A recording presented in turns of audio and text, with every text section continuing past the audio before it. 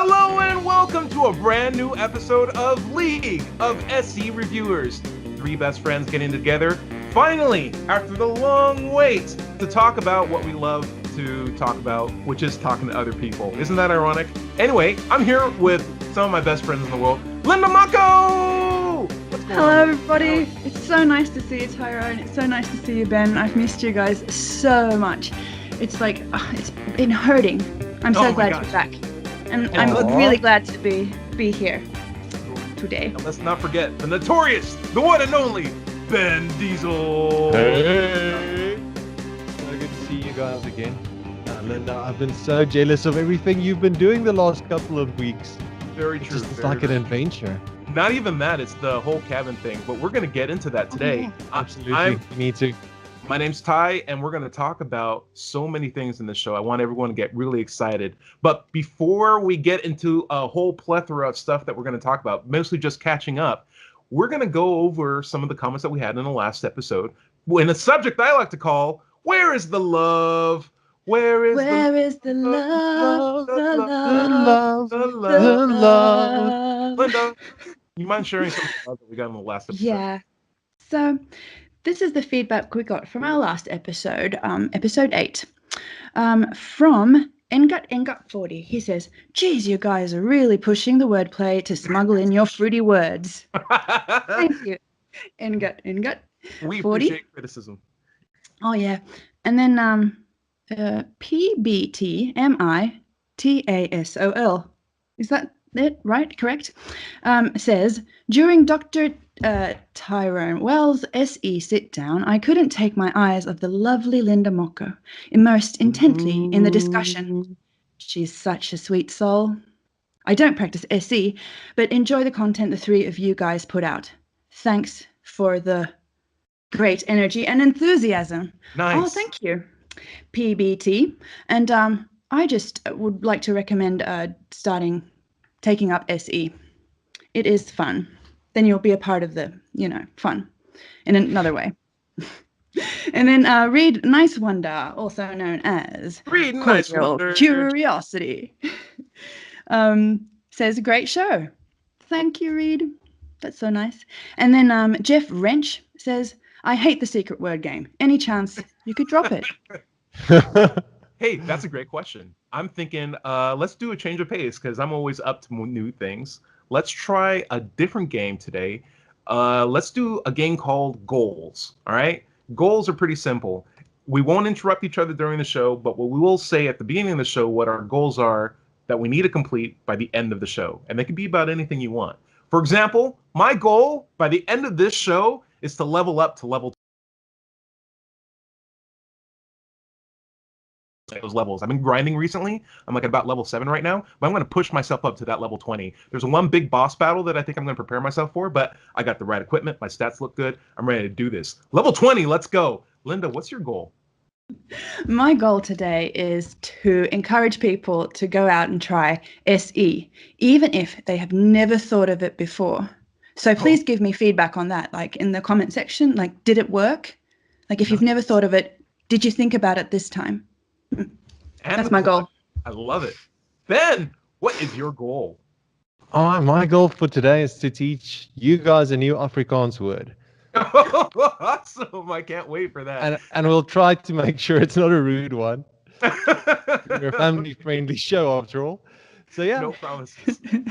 Guys, I've got a secret about Reed, which he shared on the SE Discord.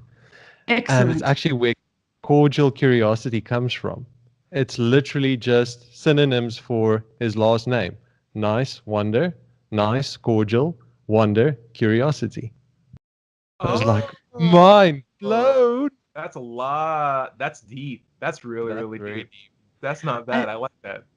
Yeah, I think I was there during that Discord. Maybe we should plug the Discord thing.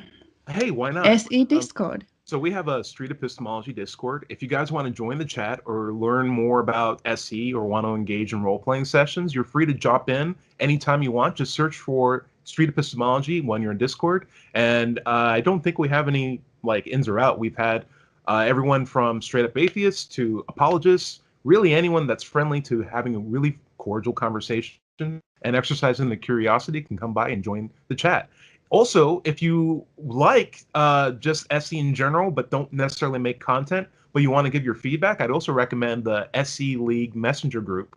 It's pretty easy to get to, and more people are joining every day. And I think it's really cool. In order to get into that group, give either me, Linda, or Ben a shout out on Messenger, and we'll be free to add you in, and we can talk more about how to talk to people. Okay, you guys, we're into the real heart of the show, catching up. This is an extended session that I like to call Ben, Linda's, and Ty's Excellent Month. All right, Ben. I know Linda's got the card, so we're gonna you and me are gonna go. Ben, how was your excellent month? My month has been super interesting. When was about 6 weeks ago, I started something which they call Alpha, and it's this course for Christians with questions. It was developed by a guy in the UK, Nicky Gumbel, and as part of one of the guys at the South African Secular Society, of which I'm a member, suggested that we should check this out so that we can, number one, expose ourselves to ideas that we might not necessarily subscribe to, which I think is always a good thing, and also to maybe promote some critical thinking among the people who attended the course. And it's been very interesting. It's actually become one of the highlights of my week. Very nice people. It was good conversation. Got very philosophical, which I enjoy for some weird reason. Started enjoying the last couple of weeks. So that's been awesome. They've got a camp this weekend. So I'm actually going to ask the one pastor there if he'd be happy for me to do some interviews. So if that works out, I'm going to be super psyched. Set up a table, see how it goes. Whoa. Did you just say set up a table? I said table. It's going to be really cool. Yes. That's going to be really, really cool. What kind of, I shouldn't say props, but what kind of tools do you have for the table? Have you thought about I still need to get like a second camera, but I'm thinking of maybe crowdsourcing that. I know a couple of people who might be able to sort me out. Just get another GoPro and yeah. No, and it's going to be, yeah. Because unfortunately, in South Africa, this September has been very bad for going out and recording. September and October. It's been so windy, and there was a school break, so I haven't even had the chance to go out for like a couple of weeks at least. So I'm itching. Even in the States right now, it's getting really, really cold, and I'm thankful for every day that it's kind of warm out. But even when I went outside yesterday to do some interviews, it was not enough foot traffic for me to even justify setting up. I like the idea of like the whole, your way of doing it where you just stand up and you have the camera on you, because I feel like you could do that almost anywhere. But for me, it's kind of a commitment, like where I set up, the time that I invested setting up, and then sitting out there hoping I can catch people. So yeah, I definitely feel like we're getting towards the winter is coming era. Hey, by the way, Tyrone, have you thought about trying that with just a little camera, like the harness thing? Like you just said, like. Yeah. So when I first started doing SC, I didn't have a table set up. I was doing it kind of like in the Anthony style, where I didn't have a camera even set up. I would have my cell phone. I'd have my cell phone and a microphone app playing, and I'd just go up to people and talk to them. And I was able to have really good conversations, and that helped bolster my confidence. So it was like a non-video aspect of that. And there's some early attempts of that on my YouTube channel. But for the most part, I like the table setup, only because the stand-up session kind of stresses me out, because I feel like not only am I having a conversation, but I also have to keep the person talking to me, because it's very easy for them to be like, okay, well, thank you very much, walk away. But like when they sit down, like that. To having like a conversation, and that's one less thing that's on my mind. But I think it'll be really cool to hear from Ben his ideas of what it's like doing SE standing up, since he's so well versed at that. You've probably been doing it for about a year now versus doing it on a table. I'm really interested in that kind of feedback. Yeah. Well, I'm going to have a captured audience, so it might not be the most unbiased view, but I'm going to see how it goes. If it works well, I think I might actually try it. Go and set up in a nice park over the summer and see how it goes. And Christians with questions, what's that? I mean, is that a Christian-led event, or is it like a secular free thinking event? No, it's hosted by a church, so it's a very conservative church. I was actually amazed. One of the pastors asked to speak with me, and we had a separate lunch chat, and he was just like the nicest dude. Well, maybe to be expected, but also in the way his own beliefs are very, very liberal. Like, I did not know that there are people in that church who subscribe to those specific views. Sure. And so much so that if he took what he said and just removed the God part from a lot of it, I'd be 100% on board. So it's that, at least for me, was something which made me think a lot, to see, even can Christianity, and that's kind of his point of view, Christianity needs to be reformed to be more receptive to the problems that the world faces at this point in time. And the idea is interesting to me, but the question I have is the baggage that comes along with that. Can it be justified?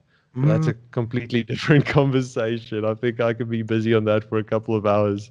That would be good. I also think, just as a tip from my point, if you're going to do SC with people, if you're doing SCs with actual pastors versus the people that go to the church and that aren't pastors, maybe not as well versed, do you think you'll gauge the expectation that you have of, like, the kind of goal that you might set for yourself as part of the SC conversation? Do you understand what I'm saying? Like, for a person who just goes to a church, you might ask them, is, like, faith a reliable way to come to, like, a true conclusion? But for, like, a pastor, you might have, like, a unique opportunity to try a different goal of, like, what are, like, some of the benefits to secular thinking, or, like, could you see a value to doubting everything? Like, maybe you could probably ask pastors different things because they might have the other answers kind of down pat. They may not really apply a lot of critical thinking to it. But if you ask them, it's like, hey, is critical thinking valuable? Is questioning everything valuable? Are there things that we shouldn't question? Why is that not a good thing anymore? Yes. Like, these might be Our interesting. conversation actually naturally went in that direction, and it was very, very cool to get his points of view. At the end of the day, I actually shared a couple of SE videos with him because the challenge he faces, he wants to get rid of fundamentalist ideas in his congregation. And he sees that as probably one of the biggest challenges that he faces. So I explained that this idea behind SE is to, bypass those defenses and get people to honestly and critically analyze why they hold beliefs. So I don't know if I convinced him. I'll keep going in that direction because I think that'll be amazing if he could get some benefit out of it.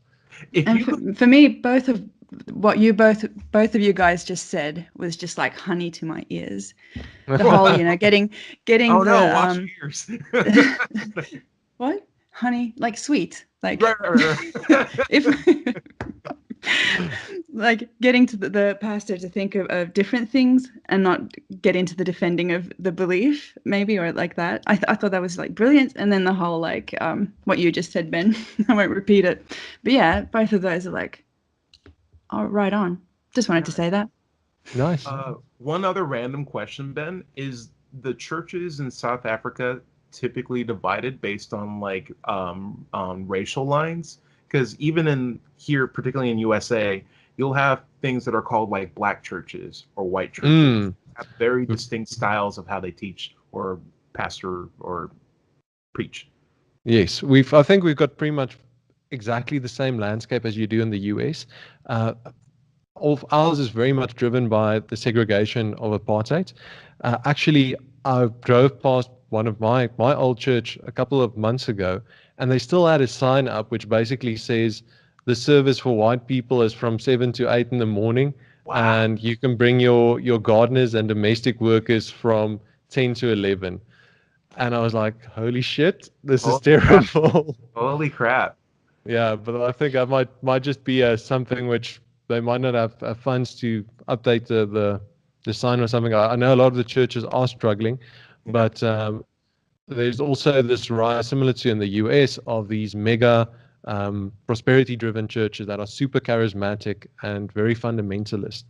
And I've recently spoken to a couple of people from those churches, and it's quite concerning, the ideas that they drive. We also recently had a case where a pastor convinced his congregation to take insecticide and spray that into their own faces as like a test of their faith. So, and the same guy even had his congregation eat dog meat. So, and I'm not saying this is at all what Christianity leads to or a mainstream thing, but these people accepted it because they were convinced this is what is expected of them. And I think that's where spreading ideas like street epistemology is so important in our country. Right. I also think, go for it. Oh. No, and also I was just thinking that that I think example really illustrates how it's not about atheism, which we're so often linked to, and the whole book, A Manual for Creating Atheists and all that, even though, it's well, you can talk about that later, but it really is about challenging those ideas, understanding what people believe, why they believe the pesticide is necessary to test somebody's faith, regardless of what the church is or the ideology behind it. But is there a better way, maybe, to do things than dog meat? Also, dog meat's delicious. I don't care what people say. I'm just playing. Monster. It kind of feeds into my excellent month. Okay, so I live pretty close to a Walmart. And that Walmart shut down, so it's no longer there. And it's kind of a cool thing because now there's way less traffic around where I live. I feel like the area's gotten a lot safer. Everything just feels a lot nicer just, walking out. Nice parking. You don't have to hear, cars or traffic. It's just really, really nice. It's just nice and open right now. You also bought like a 2-year supply of taco shells or something at the closing out sale. What was that? So yeah, there was a closing out sale that was like 90% off everything in the store. So like a Walmart where everything's 90% off is ridiculous. It's ridiculous. And like lines were just like all the way through the store. But like, I'm like, I'll pick up some stuff. And I was finally able to get some like, where's my cat? There's my cat buddy right there. Oh, hey, Benny. I was finally able to get some like super high quality cat food. Like really, really, really high quality.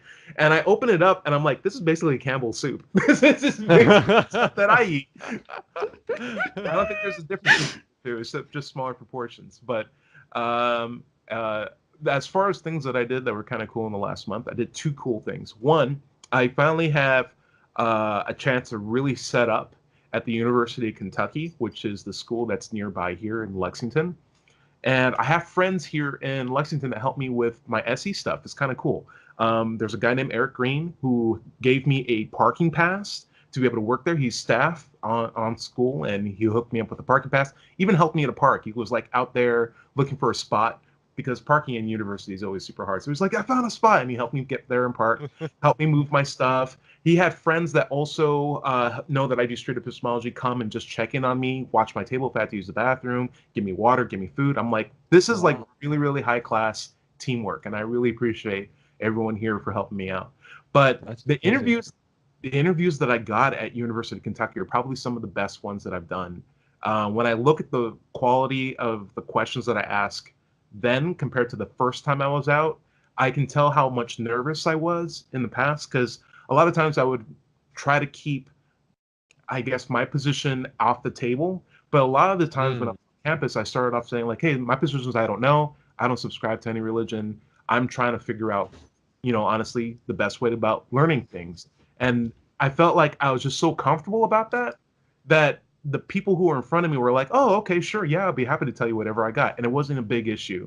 And I felt I felt a really good back and forth. I had maybe 7 conversations that day, and I got progressively more tired as we went going on. So the last 2 were pretty bad, but I'll probably share those on my Patreon. But for the most part, they were pretty good. But I was definitely asking like questions that were like just throwing things out to see if they would work or not. But I've been releasing those on my YouTube channel, and I found a really cool way to just assess how much better I've been getting at this, because now I've been doing it for about a year, and it's just cool to see that progress on my part. And then the second thing that I did was another talk at Dalton State College in Georgia. This was over Skype, but it was with one of the people who are in the SE League Messenger group. And he contacted me like very, very early on in my SE, hobby. And he said, hey, would you like to come over to our school and do a talk? I'd be like, yeah, I would love to. and we came back and set up a date. And I was able to talk to his Secular Student Alliance group. There was about maybe 9 people there, and it was really, really fun. I gave basically more or less the talk that I did when I was in Tennessee, but this was more of like a Q&A session, and I got to actually hear a lot more from young people who were interested in trying to ask people questions and figure out, like, how do you even start this process? How do you even like figure this out? What kind of mindset do you have when you go out there? And I love questions like that. I have one more talk coming up in Newport, Kentucky, which is just below Cincinnati, Ohio. And this will be at the American Atheists Convention. There'll be about 80 people there. And I'm already stressing out, but I got my slides ready. But it's really cool that that I'm getting a lot more comfortable with talking about stuff like this. Because when I first started out, man, I can't tell you how nervous I was about like putting my name out there, about letting people know about my position. I thought there'd be just a lot of shame behind it or a lot of public backlash. I put like an American Atheist label on the back of my car, and I was worried that it'd be scratched up the next day. But like now I'm just like, it's not even a thing on my mind anymore. And it's just making me a lot more, that's feeding into the way how I have conversations with people. And I'm just really happy that not only have I gotten better at this, but people are a lot more receptive to it and accepting of my position once they understand me better, rather than like this idea that they had of me. It's like, oh, Tyrone, he's so nice, he must love God. Or like, no, Tyrone's an atheist, but he's still a nice guy, and I like this guy still. I'm like, oh man, I like you way more. That's who I am. And I think that's really cool. And my mom's, who's a Jehovah's Witness, is like super supportive of me. When I first told her I was an atheist, it was kind of like, I don't know about this. But I think being out about where you are on God is like one of the best kind of free advertisements to people who know who you are and know that they can put a face on atheism, and it's the face of their friend or their son or like a really family member. So I think it's really helpful for her, and I think it's really helpful for my sister and just people at my work. Just all know where I'm coming from and still be willing to like have fun with me. I got friends who are Mormons at work, and I'm like, oh man, like a Mormon from Hawaii. Like I didn't even know that's possible because I get through all of and I'm asking him questions, he's asking me questions, and we go back to talking about Marvel movies. And it's just like the most freeing thing about just, hey, like we all have, religious or non-religious beliefs, but we can still communicate with each other. And that's what SC is all about, just good communication. And I think that's go for it. Yeah. I was just thinking that I think one of the cool things also about putting a face on atheism, because I mean, I just said that we can ditch the title of the book, A Manual for Creating Atheists, and that's not the main thing in SE. And I still hold by that. But I also think there is like other work to be done when speaking honestly and openly and saying the word atheist, just because to educate people that it's not that we don't want to believe, like just as little as it's not like always the choice that I don't want to be a Muslim or I don't want to be Christian or I don't want this or that. It's not that we don't want to believe, it's just we're not convinced. Right. Is like what it is for me. And just to have the opportunity to educate people about that and use the word atheist when doing that, I think is really valuable. And we're open to having our minds be convinced. Yes. If we get evidence, it's like, okay, then let's assess it. Yeah. Let's think about it a little bit more. Okay. And like, do we have the good evidence for it? All right. When I started out doing SE, I had this phase where I had to tell literally everybody about it. And me too. It didn't work. One of my colleagues at work, afterwards she came to me and she said she is so grateful that I spoke to her. And I said, what was it? What meant something to you? And she said she was having doubts and she thought she was alone. She had I never met anybody else who had doubted the beliefs that she was brought up with. And it was just refreshing to her to find out that no, she's not alone and it's okay to actually question. And if that's all I achieve, I'm super happy just to do that. Right. And even with the conversations that I was having at UK, University of Kentucky, where I knew that the conversation wasn't going so well, those were like the last two, I realized that if I just set back my goals from trying to analyze a belief or whatever, or to just, hey, I'm an atheist, can I have a good conversation with you? Would you want to have that for me for like 5 minutes?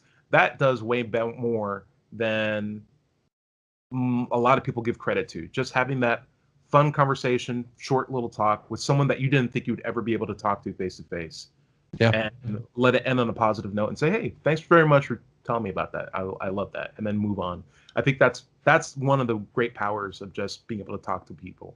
One other weird thing. So I found out that Peter Boghossian didn't even want to call his book A Manual for Creating Atheists. It was his publisher that wanted to do it. And the publisher was like, man, you got to sell these copies, guy. This is a nice book, but we got to sell copies. And Peter Boghossian was like, I just don't want to make waves. I think it's going to lead to long-term problems. Like, nah, we got to sell the copies. Like, okay, fine. So they titled it that way. It's a very unfortunate name. But if you ask me, the way how I say it is the true manual for creating atheists, at least for me, has always been the Bible. When I read that, I was like, oh, I got questions. I think I'm going to have to change my mind on some things. So anyway, we're about to open up the floodgates right now. Linda's about to roll into the conversation. Before you do it, do we want to take a wee little break or a shameless plug, intermission, or anything like that? Ben, what's your channel? Seeds of Thought. Nice. Will soon be active again after a big hiatus. So watch out for that. Very, very nice. My channel is called Let's Chat. Feel free to comment or subscribe. We would love that. Linda, what's your channel real quick? Super Curious. Boom. And if you're watching this video, you're probably on that channel right now. Don't forget to subscribe. Check her out. And you got videos coming up pretty soon, right? Well, you see, I was just thinking as I was listening to you guys talking, and that, I mean, the three of us almost started doing SC at the same time. So we've all done it for about a year, but I haven't uploaded a single in the street conversation yet. The conversations that I've loaded up have been in the kitchen and they've been live streamed. And a big reason for that is that I really don't know how to edit. I have taped 4 conversations in a park in Finland, but I just haven't had the time to edit them. And I noticed that I don't really like editing, at all. I think it's the most tedious, horrible thing. And it's I have to do it. I have to figure all of this stuff out. And it just doesn't come naturally or eagerly to me. But what has happened, I still feel, and you said, Tyrone, you see how you developed and all that, and you do great videos, and I see how your stuff is developing on all levels, the edit, the captions, the content, everything, and you upload a lot, very productive. And you said that you can see your development. And for me, I feel that my development since I started is that I'm becoming better at talking about street epistemology to other people and kind of convincing them to give it a go. And that's where I get into where I went, not this weekend, but last, the QED convention. And I'm really excited about that. So I think I'm finding kind of my niche in SC, which would be more doing the talks, teaching, and enthusing people to give SE a try. Cool. So I don't know if I need to do videos. Hey, I'll tell you one thing. One, if you need me, I would be happy to edit your videos for you because I don't actually mind it. And I figured out a really nice template that allows me to just drag and drop stuff in. I think Ben has a background with developing programs and stuff like that. So, and I've done animation for about 8 years. So we're both very familiar with sitting in front of a computer and wasting daylight hours and feeling productive afterwards. We did stuff. Meanwhile, the sun rises and sets. It's you missed everything. It's nah, we compiled this thing and now there's no errors. That's our accomplishment for the day. But editing does take a very, very long time. Even when I did the first video, Anthony said, you're going to be surprised how long it takes to edit even short conversations. And it does. So if you want, we can work on that offline, and I'll be happy to at least output the 4 talks that you did. And if you're cool with that, I can definitely work on that. I really appreciate the help, and I really felt that I got stuck because I didn't have the know-how and I had limited time. So then I just kept on pushing it away because I've done those. What's it called? I did the videos did the actual conversations, like it's at least 2 months ago. Right. So of course I have had like evenings and stuff, and well, I was in the cabin in Lapland. I didn't really have access to electricity in the same way as I would at home, but of course there were opportunities if I would have the know-how and the want to actually sit and do it. But it's, for me, it's like picking, I don't know what's the word, something really awful that you have to do. So I really appreciate the help so I can move forward with that, because now I'm just stuck. Doing SE with just yourself versus working with a team of people is monumentally completely different things. And the whole point of the league is to find a group of people that are willing to help you out. Like when I did the talk at Dalton, I was helping out another guy who wanted to just have people talk to him or his group about Street Epistemology. When Ben did his talk or did his survey, Ben, your survey is really popular. I've seen other people use it in their videos. But it's just this feedback center and a helping center. And I think the whole point of the league is that you're not alone when you do Street Epistemology. You're not just one person with a camera, part of a group of losers. League of And one thing that I would like to put out there that I would like to help other people with, and I hope somebody takes me up on this, that if you are giving talks, if you're doing anything publicly with SE, I really like giving feedback, doing hangouts with stuff like that, because that's where I have experience in like watching people perform and helping them do it better, or not perform, but giving talks and stuff like that. Like putting people at ease if they think stuff like that is like nerve-wracking, and maybe going through the talk as it is being created. Did that make sense? No, it makes sense. Yeah, did you get an opportunity to do that at QED? Did some people speak to you? Well, I kind of bounced in with this T-shirt. It's a 2-day conference. It started on Saturday morning. What's the T-shirt say? What's the T-shirt say? It says Street Epistemologist. Let's examine how we know what we know. I love that. I like that. How we know. It's a really good T-shirt. That's very good. I know where you got that. From Anthony Magnabosco. Thank you so much. He was giving them out in Norway. Wow. Yeah, and I wore this T-shirt for 4 days.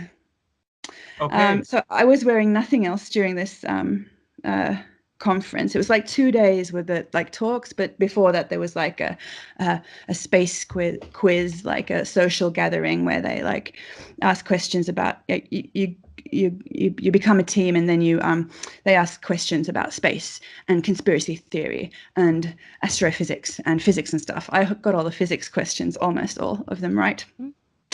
Who knew? And then that was a lot of fun.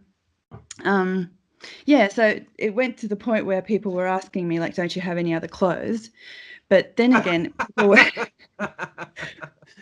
were intrigued by the title, Street Epistemologist, and that would start really good conversations where I got to practice my elevator pitch, a little bit longer, like, let's talk about SE, and then, like, it even went to, like, hour-long conversations with people about the possibilities within SE, and if we experiment with it, and how it is a conversational tool, and how it can help people think in a not so polarized manner and find nuance, and like the whole tool for world peace. So like all those kinds of different types of conversations, because that's how I think of street epistemology. It's a dialectic that will help us, become more peaceful with each other. So help me out. Where was QED? How did you get there? How long did it last? Like, what were the kind of people there, the events there? Like, as I know nothing about QED, walk me through it. And I saw you hanging out with a very weird-looking dude. He kind of looks like a Disney movie villain. Oh, what was that about? Yeah, Aaron had a lecture on Thursday, so that was prior to the conference. But QED is Question, Explore, Discover. It's a skeptic conference. QED. I should. Anyway, go on. And it's in Manchester in the UK. It was held the 2 days of the actual conference were the 13th and 14th. The space quiz was on the 12th, and Aaron Ra spoke on the 11th. So I went back to the front there. What was the other question? Now I got all sidetracked. What kind of events or speakers were there? Was it strictly just for secular activities, or were there like anti-science? You said there was conspiracy theorists there as well. What's going on? Well, it's a skeptic convention or a skeptic conference. So skeptics unite. It begins Saturday morning, 9 o'clock. Everybody gathers into this big like hall. Okay. And it begins with this video. A fantastic video. I'm going to link it in the description because it's available on YouTube for anybody to watch. It was the coolest thing I've seen in a long, long while. And I'm sitting there all excited with my little booklet. You get this booklet with the program. Oh, it's a booklet. Got your, nice. Yeah, so it's got the program inside. So you've got it with you all the time. So you can like choose which talk you want to go to. And it's got your name on it so everybody can see who you are. They also see that you're a part of the like conference. So it's really easy to talk to anybody at any point, anywhere, like queuing for a beer or outside in the smoking section or waiting in line to get into a talk. People will be like, oh, so what? For Americans, queuing for a beer means you're waiting in line. Just help Yeah. And so it begins with a video where they had done like a parody, not a parody.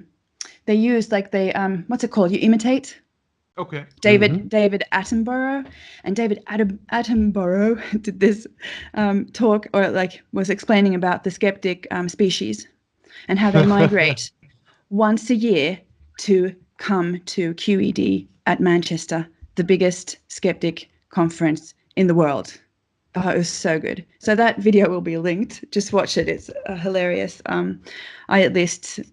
I am definitely identifying as a skeptic species of the skeptic species. You're a skeptic, yeah.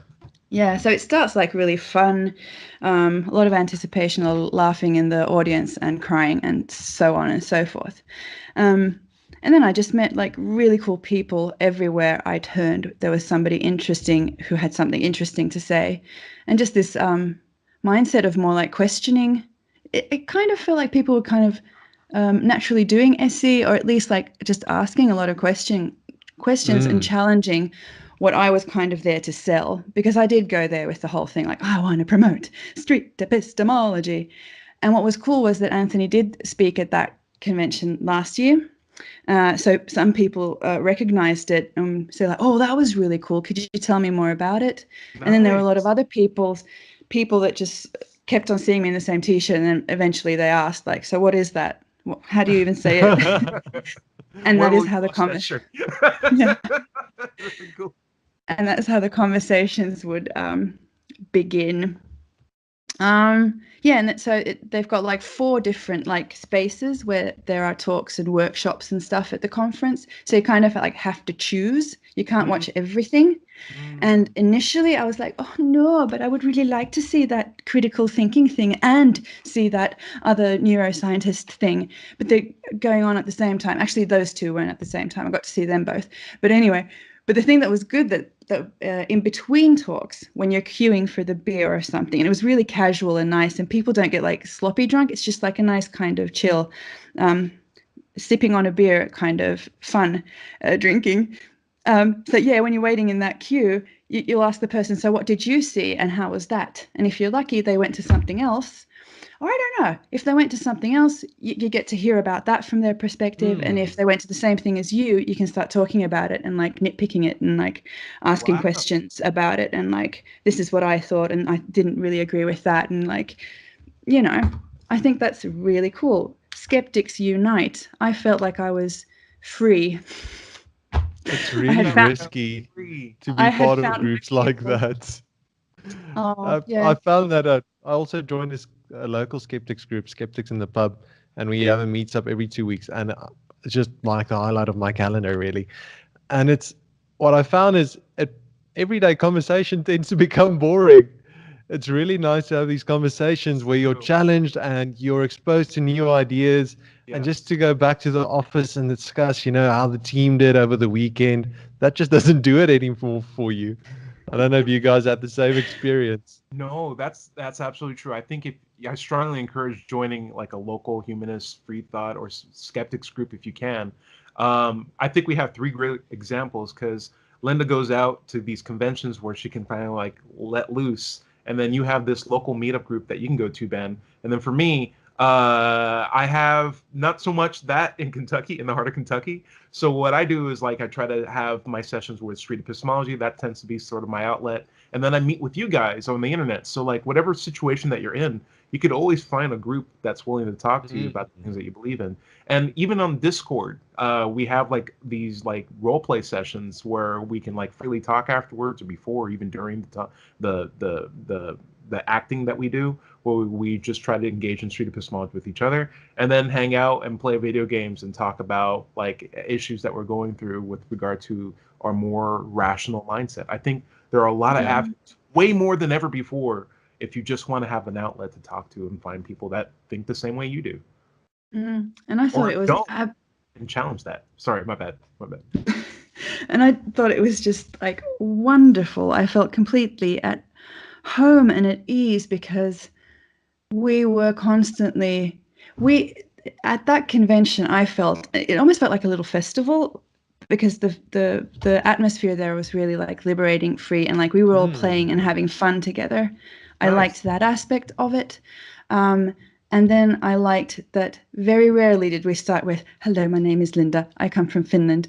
And all that kind of small talk thing that I, as an introvert, find kind of strange to do. I don't always get it. Like, why are we doing this? Right. And there I felt like we just jumped into conversation. And then the whole, oh, so you're so-and-so and you come from there. And that makes sense because now we're talking about something where it's relevant for us to exchange our life stories.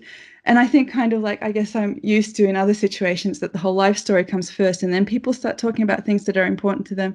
I like this way much better. But of course, we're at a convention, so we're thinking about ideas the whole time. But I really liked that and it felt so comfortable. And I haven't just had that really. Well, maybe the first time in Norway with the skeptics there, but I didn't even know. I feel like I didn't even know that this way of being existed. Like it's you have to watch the second time being there. That's crazy. Sorry, what? That was your second time being there, and you still felt like no. My first time at QED. Oh, okay. I was talking about the time in Norway where I went to the skeptics in the pub in Oslo. Was my first experience with like a group of kind of skeptic people that are there to question. And I remember saying this to Anthony too, that I feel like, wow, like where have I been and what have I been doing? And like, I can't describe it, but it was like all of a sudden, like everybody's like rational is a bad word. It's something else. It's that they're not like 100% there, like this is the way it is. Right. And they're not like defending ideas to the death. It's like, oh, so you see this differently? Oh, well, tell me about that because, I've got good reasons. So I'll tell you my reasons. And it's kind of, it's like working on the problems for reals. It was interesting the whole time. I was not bored, not one single second. I could have gone for a week doing that. Excellent. Very cool. What else did I want to say? I feel like I started by going like, I think my skill is speaking like really well about SE, but I feel like now that I'm trying to do it, it's all over the place. No, it's so right. There, go figure. It's all right. I don't know what happened. Something I'd be really interested in seeing is... I had something I wanted to say, but I keep on forgetting it. Sorry, what? Have you live streamed yourself talking about the convention to put up on your channel? Because I would love to see like just a Linda Mako. Yeah, free flow. I did at the QED event, just taking your time, and that'd be really, really cool. And I think it'd be a really strong recommendation for other people who are in the area to be able to check it out themselves. And you're in Finland. You went down to Manchester. In my mind, that's jumping 3 different worlds apart. But for you, I guess it's like not too long of a drive, right? You see, I Right. love to travel and I love going to but before like doing these skeptic things, I've been going to watch like a scientist, like Mm, the great Richard Dawkins talk, or Brian Cox and his show. And there it's like you're the audience and then you're watching the show and the scientist saying brilliant stuff. But this was different. Both like Anthony's talk and the skeptic convention in Manchester, QED, which are my two experiences where I go specifically to engage with skeptics. It was different. We were engaging, we were thinking. It was different because we all got to talk about it afterwards. And yeah, it was that. We got to talk about it. So there were like conversations happening everywhere. And there was so much food for thought, and there was music and comedy, but everything had that little kind of either sciencey flair or that like question, discover, cool. explore. I said them in the wrong order, but it doesn't matter. But just that Is that feeling what of QED stands wonder for? and question, explore, discover. Very nice. Friends. Very nice. Oh, it was the perfect place for me. Yeah, and I thought I wrote down here that I might have learnt something, and that was the best thing. I really feel like when people are open like that and interested like that and want to explore and learn things and question, it's just the best environment for learning. I had so many like, moments. It was like everybody was SEing me too, and then I could SE them back. And it was so much fun. And also having the tool in my toolbox of SE, I felt was really cool. I felt like I could like really get to understand the other person's point of view. And I think this was so funny because we were all kind of like almost thinking the same way. We had the same kind of attitude, I guess, more. Mm. So when our ideas might have differed, or somebody was maybe not understanding what street epistemology is, I used street epistemology to get the idea across better. So it was kind of like this meta thing where I felt that having street epistemology and talking to skeptics using street epistemology kind of like, it's not like it's a weapon or anything, it's just a way of talking, really. Do you think anyone who watched you at the or spoke with you felt more encouraged to employ street epistemology themselves? And I guess if anyone's like watching this video now, what would you tell them that you told people at QED? What I would tell them that I told the people at QED? To encourage them to try out and see themselves. Like, what was the pitch to encourage people? Well, I guess for me, it's not so much the pitch. It's like really listening to the person I'm talking to and trying to understand them and how it would be valuable for them.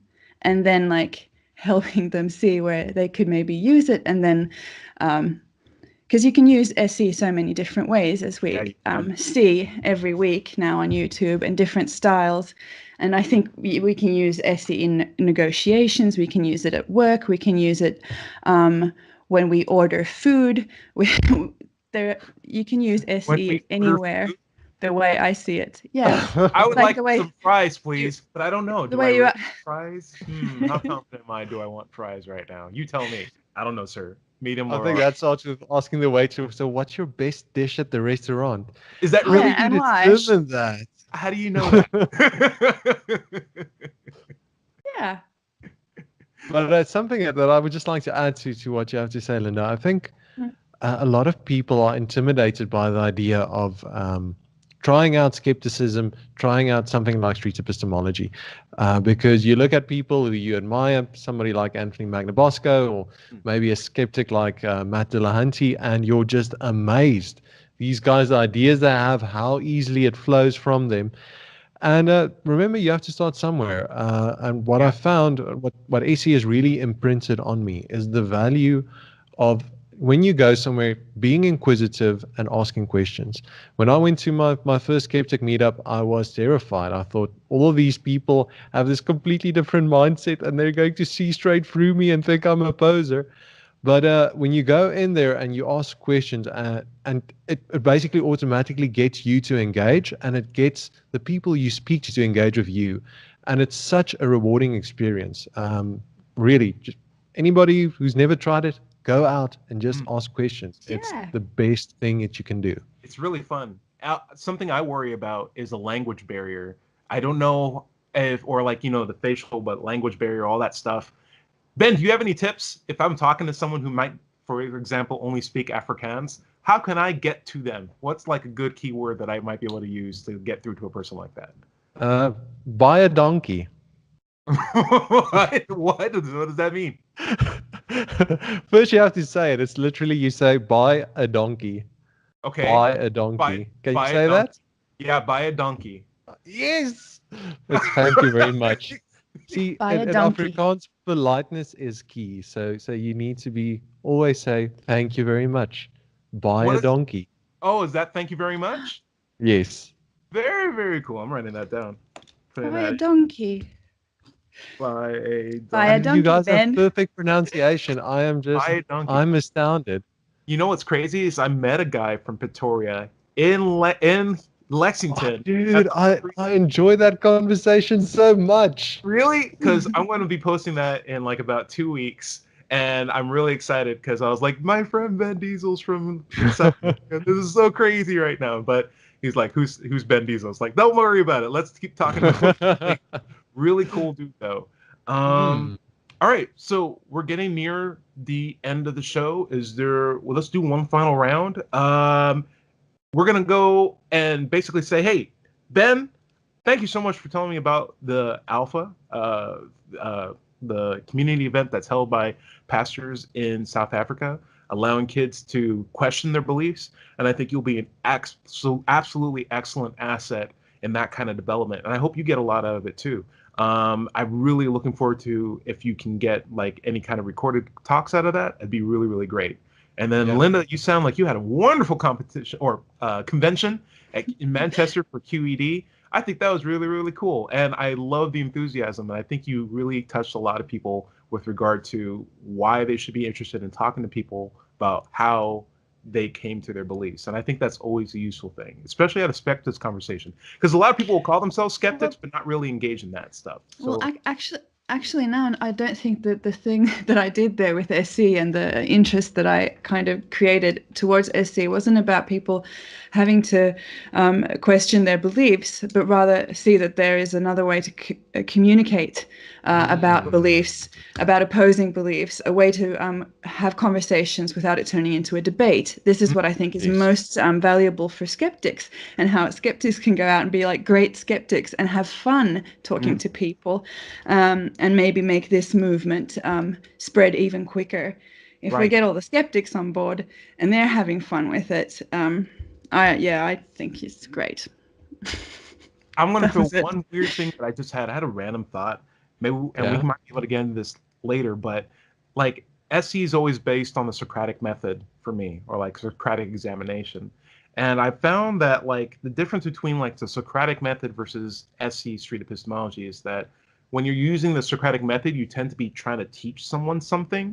Like you try to be like, my position is I'm right, and I'm asking you questions so that you can see my. You've already got a destination in mind.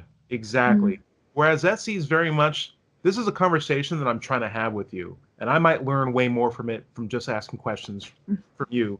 But what we're trying to do is put the evidence on the table and see if it's reliable. If it is, holy crap, I'm following that because you just showed me something awesome. And I think that more evenness as you approach the conversation is what makes SC really distinct. And I think it was the missing key ingredient that we've probably been missing since like 400 BC. Like we need just being able to meet on even ground. What do you think? And also the whole thing about really trying to listen and understand what the person is saying, going with their definitions, going with their understanding of their belief. They're expressing what they believe. My job is to understand what they're saying, not to impose my ideas of the words they're using or something else, or this concept. Like example with you, Tyrone, when you went to the ARC encounter, and the guy is like, are you atheist? And we see already that he has an idea that is not matching with you. So he was actually doing kind of good SE on you in that moment also, because he then, or you helped him do that, because then he realized he needed to ask you a little bit more to understand what your position really is, what you mean by atheist. That's the most important thing, not what he thinks atheism is. If we are talking about you or me, then it's what I think and my definitions. And also with Essie and the dialectic, I think the really cool thing is to like say it back to the person so that they feel that they are heard and they can hear it themselves and they can correct it, I think is the best thing. I was doing that the whole weekend here and there with different things when I was trying to understand what anybody was saying to me about anything that they had learned. It was saying it back and going like, did I understand that? And then I feel I get it more. Like they are hearing it and I hear it more, and then I learn more from them than if I would just be making up my own ideas as I'm just listening to somebody kind of. Right. Like really precise listening. That's when we know that we're talking, we're working together, we're not just butting heads or maybe not even talking the same thing, like doing this thing. This? I'm talking about the same thing. We thought ASL. We need to talk like this and not like this. Very cool. Here's Essie, and this is Socratic method, maybe. Or something else. I think it might be pretty close. Ben, you got any closing thoughts before we close up? Just want to add to what Linda said. I asked a question at one of the sessions at Alpha, and the one girl explained how she knows that she's following the true God. And she explained that it's when you can live your life fully.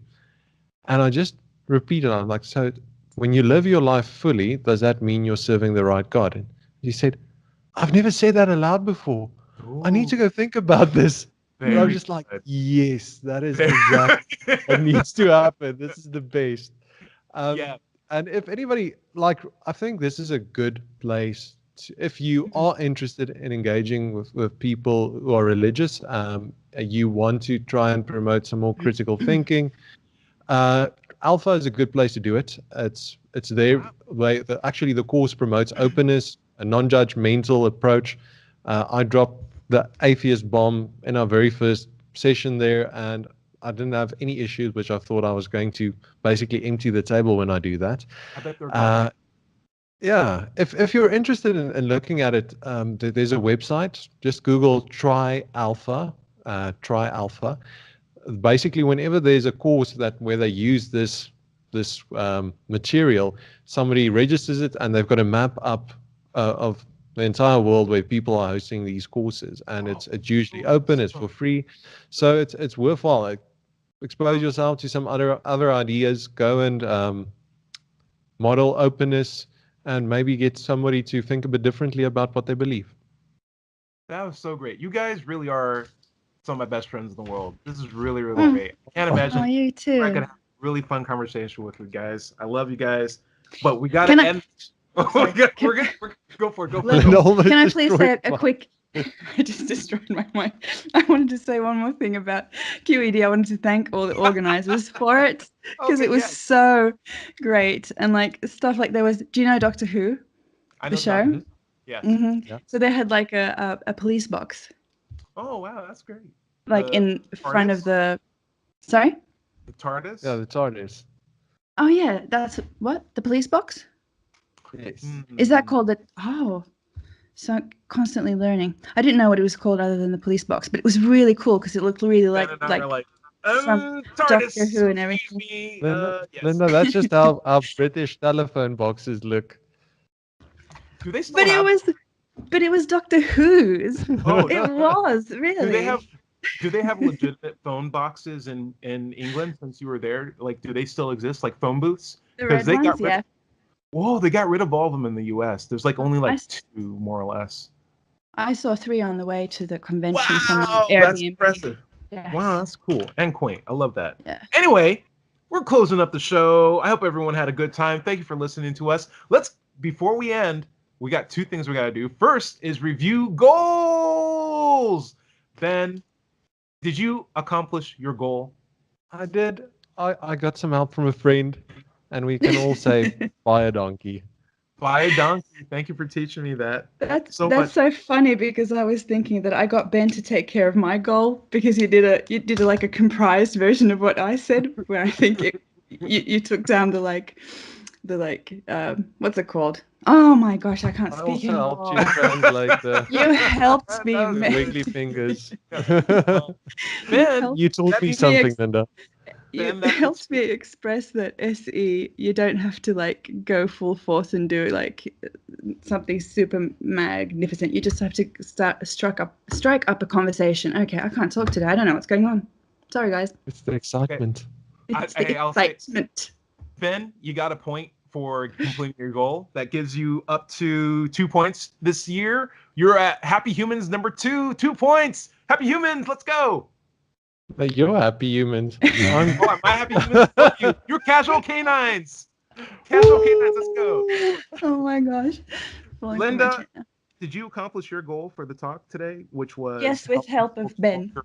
Okay. Hey, we got a pro tip. We got a pro teamwork, and that's what But it's all about. We will know definitely next time when we Okay. get feedback. So that gives Nordic Neckos 2 points for this year so far. Nordic Neckos! All right. Guys, I'm not sad. I'm just more motivated. I said I'd get to level 20, but you know what?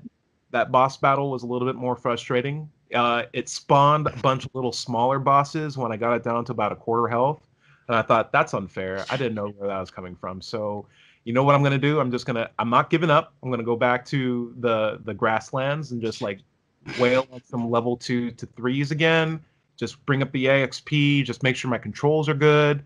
I'm thinking if I just come out with a good mindset, I won't lose. And I'm just going to probably stock up some potions. I think if I do that, everything should be okay. I think that's the goal. So level 17, no point today, but you know what? I'm going to keep working on it. That puts everyone thank you. That puts everyone on an even playing field at 2 points apiece till the end of the year. Let's go, everybody. Good job.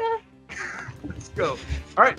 Let's close out the show with our catchphrase, rubber and glue. Are you guys ready? 3, 2, 1. I am both rubber rubber and glue.